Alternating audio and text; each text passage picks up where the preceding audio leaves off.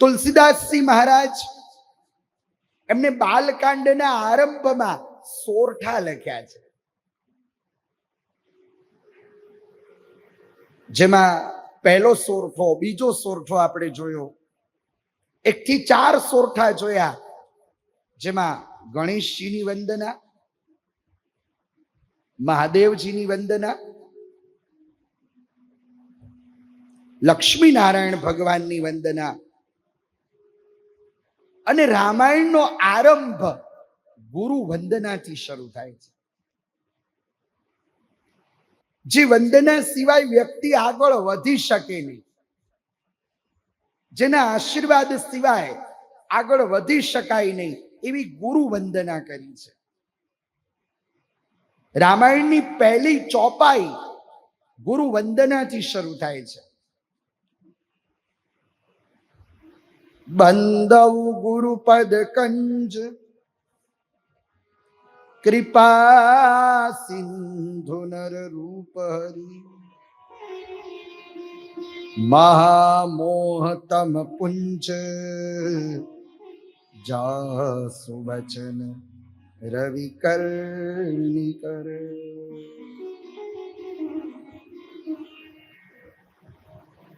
ગુરુના ચરણ કેવા છે?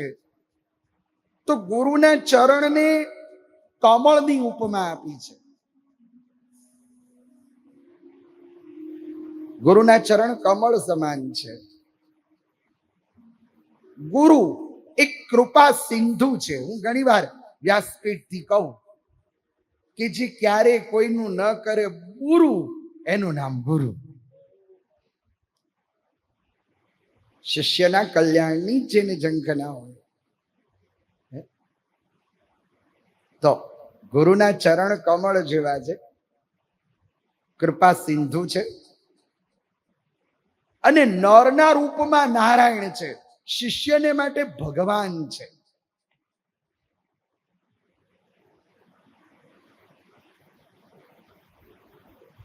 ગુરુના ગુણોને શું વખાણીએ?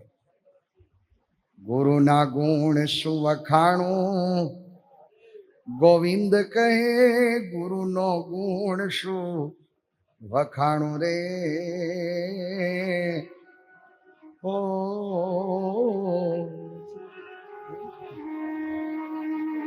ગુરુના ગુણોને કેમ વખાણી?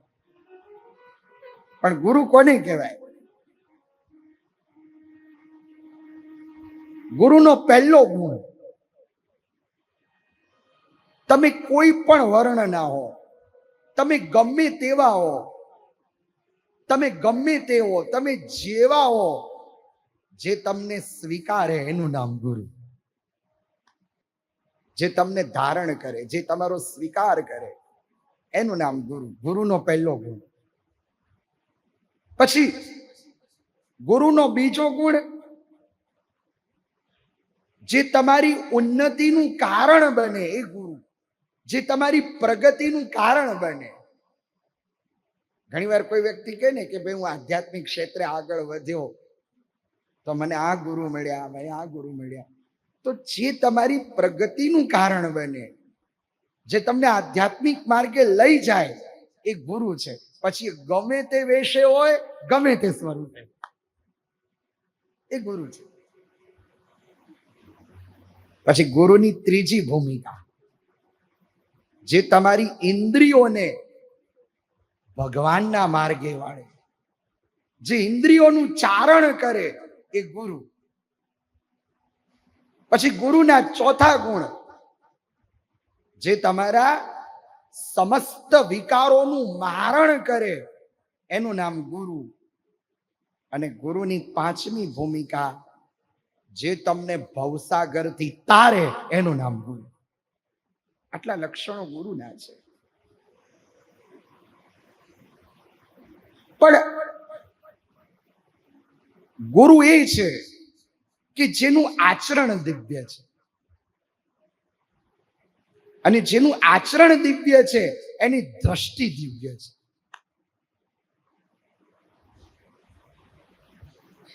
એકવાર એવું થયું કે ભગવાન શ્રી રામજી, સીતા માતાજી ચિત્રકૂટમાં બેઠા છે, લક્ષ્મણજી મહારાજ ફળ ફૂલ લેવા ગયા છે. બંને જણા વિનોદ કરે છે, શ્રી સીતારામજી. એમાં ભગવાન રામજીએ સીતાજીને કહ્યું કે તમારા ચરણ કરતા મારા ચરણ સુંદર લાગે છે. ત્યારે સીતા માતાજીએ ભગવાનને કહ્યું કે તમારા ચરણ એટલા સુંદર નથી જેટલા મારા ચરણ સુંદર છે. પુષ્પવાટિકામાં હું આવી અને મારા ચરણનું નૂપુર વાગ્યું ત્યારે તમે ચારે બાજુ જોવા માંડ્યા હતા.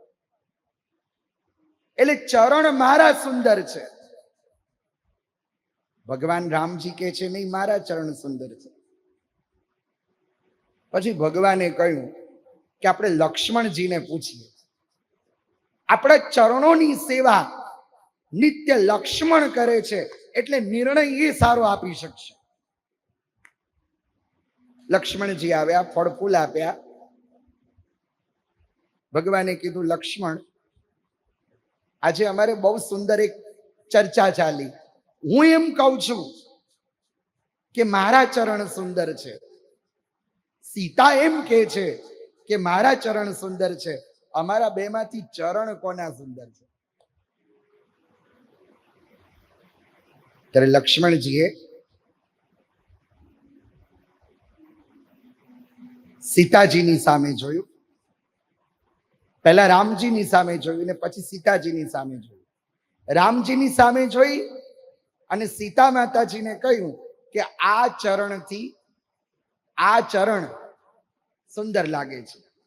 એટલે રામજીના ચરણથી સીતાજીના ચરણ સુંદર, એટલે રામજી ખુશ. રામજી ખુશ થયા એટલે લક્ષ્મણજી કીધું કે આનો અર્થ તો બીજો થાય, આ તો તમને ખુશ કરવા માટે થયું. શું થાય? લક્ષ્મણજી કહે છે સીતાજીની સામે જોઈ માતાજીની કે આ ચરણથી આ ચરણ સુંદર લાગે છે, આ છે એટલે આ સુંદર છે. સીતાજી પણ ખુશ.